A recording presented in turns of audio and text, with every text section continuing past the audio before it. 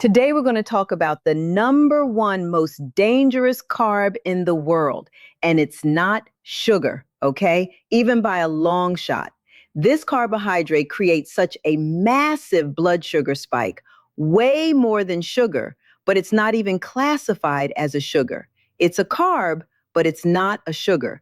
It has the potential to create diabetes type 2 and a fatty liver and insulin resistance, which is the precursor to type 2 diabetes. In other words, it will mess with your blood sugar big time. It's going to create visceral fat, that's the fat around your organs. It will disrupt your good microbes and feed the pathogens, the bad guys in your gut. It is a super inflammatory carbohydrate.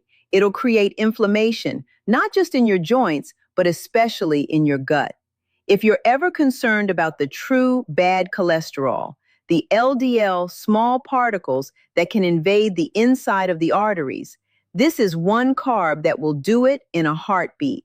It's marketed as zero sugars. It only costs 20 cents per pound, so this is a bucket of it right here. And this is 25 pounds, pretty heavy. This is $5, and that's because it's subsidized. That means the taxpayers actually end up fronting the money for it, so they can get it at a fraction of the real cost. All right, what's the purpose of this carbohydrate? It has no health benefits. It's a filler, okay? It adds bulk to a product. An average person consumes between 65 and 250 pounds of this stuff every single year. That comes out to 21 billion pounds of this carbohydrate produced every year. It's in a lot of the gluten-free foods. It's in baby formulas. It's in baked goods. A lot of athletes consume it. Can you now guess what this carb is? It is a starch, but not just any old starch, not the potatoes that your grandmother served you. We're talking about industrial starch, modified food starch, corn starch, maltodextrin.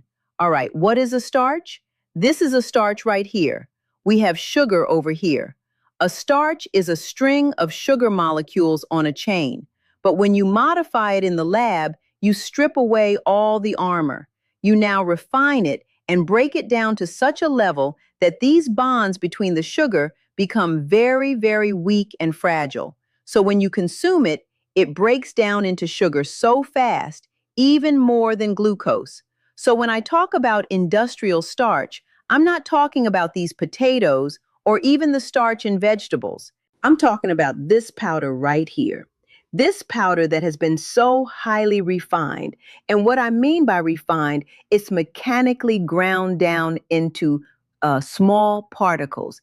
They add bleach. But of course, if you consume this in a spoon, it would not be very pleasurable. It's not even that sweet unless you chewed it for a while, because if you chewed it, in fact, if you even took a piece of bread in your mouth, it wouldn't be sweet unless you chewed it a little bit and you broke down the bonds to release the sugar, and then it would be sweet. I'm going to run through very quickly just the chemicals that they use in this modification. You really need to know this. One chemical they use is called sodium tripolyphosphate. This has been linked to kidney stress and vascular calcification. It may worsen bone demineralization and accelerate aging process in arteries.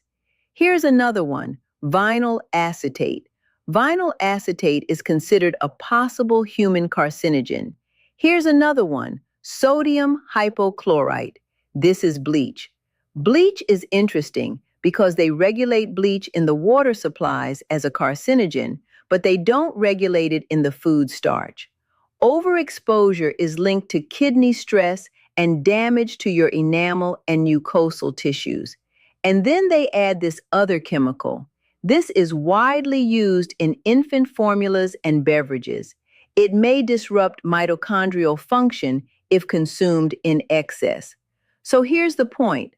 All of those chemicals I just mentioned are self-regulated under something called GRAS, which is generally recognized as safe. And so the question is, how can it actually be safe if it's not even tested for long-term studies? And so you don't have to really wonder why we have chronic disease. If we look at this, okay, we have 16 grams of total carbohydrate, we have 1 gram of fiber, and we have 0 grams of sugar. What is left? We have 15 grams of a carbohydrate that is not listed on this nutritional facts. And that is why starch is invisible. You don't see it unless you read the ingredients and understand that modified food starch, modified corn starch, wheat starch are all industrial starches. It's basically extra damaged protein that clogs everything up. It's directly responsible for the complications of diabetes and also the Alzheimer's plaquing in the brain, and also the fibrosis or scar tissue in your liver. But there's one more thing I need to mention without giving you a lot of big words. This is the word right here, which is a byproduct of glucose from the starch. It's called an aldehyde. I don't know if you ever heard about this chemical, but this is what they use to embalm people, to preserve them. The other one is another chemical that I'm not going to give you the long name on. All you need to realize is that it's the toxin that occurs after you drink alcohol the day after, when you have the hangover. But don't worry, it gets worse. If you take a look at junk food, right, what is it composed of? Sugar, starch, and seed oils, right? But when you combine the starch with the seed oil under heat, you create a compounded toxic soup that is deadly on your tissues. Very few people just consume starch by itself. They have it in different forms, like chips, right? Potato chips, which is mostly seed oil and refined industrial starch. And if you go in the snack aisle in the grocery store, you'll see all sorts of versions of these chips or crunchy things with basically seed oil and more starch. I mean, chips have like 65% starch, 30% oil. Then we get crackers. Here's the Cheez-Its, right? 70% starch, 25% seed oils. Then we have cereal, 80% starch. Sometimes they put seed oils, but mostly they add sugar to that. But there's usually always some seed oil involved. What have we got in bread? 75% starch, maybe some sugar, but definitely seed oils, 15%. Pasta has starch. We have 15% seed oils. French fries, 80% starch, 15% seed oils. So what's really bizarre to me is that so many of us have been focused on sugar for so many years, but the starch is actually consumed in way higher quantities, and actually it's more deadly. Now remember, I'm not just picking on starches. I'm not picking on this potato you get from the garden or vegetable starches. I'm picking on the industrial starches, like these mashed potatoes that have been highly processed. There's a big difference between you cooking this and you just adding water to this right here. But of course, some people say, I don't eat cornstarch. But then if you look in their pantry, they usually have some Pop-Tart or some other food that has modified cornstarch. But because they don't read the label, they don't know. And then they'll tell me, well, it's organic. But look at how much starch and seed oils that are in here. It's the same as non-organic. What's pretty wild is I was in the grocery store the other day and I bought these hot dogs. The third ingredient is modified food starch in hot dogs. Why? Because it's a filler to add bulk. So if we look at the definition of food, that which is eaten to sustain life, promote the growth and repair of tissues. Does the ingredients in ultra-processed food calories, aka junk food, industrial starch, fit this definition? No, it does not fit the biological definition of the word food, and it shouldn't be called food, but it is because of various loopholes that is built into the legal definition of food, which is a completely different conversation. I'll do another video just on that, so they can actually keep selling it and calling it food. The basic three ingredients for most junk food, ultra-processed foods. Sugar, usually synthetic sugar, makes up 5 to 20% of that. Seed oils makes up 20 to 35% of that. And starches make up the majority. 55 to 75% of ultra-processed food calories are starches. And I created a really cool app for you to use to identify these three things.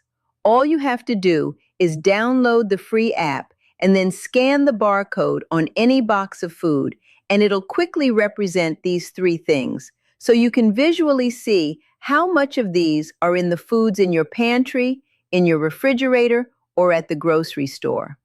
Unfortunately, 65% of the calories young children eat are ultra-processed foods, and 55 pounds of that is just industrial starch. When you get to teenagers, it's 70% of their calories are ultra-processed foods, and that's over 106 pounds of actual industrial starch. Now, these numbers are extremely conservative. It's probably a lot more, but it's just one reference that I found. Adults have 55% of their calories ultra-processed food and 67 pounds of industrial starch. I mean, it's mind-blowing that the great majority of our calories are ultra-processed food calories. Now, if you've learned something new, comment yes down below in the comment section, and don't forget to subscribe. This was Jada Brown, and I will see you in the next video.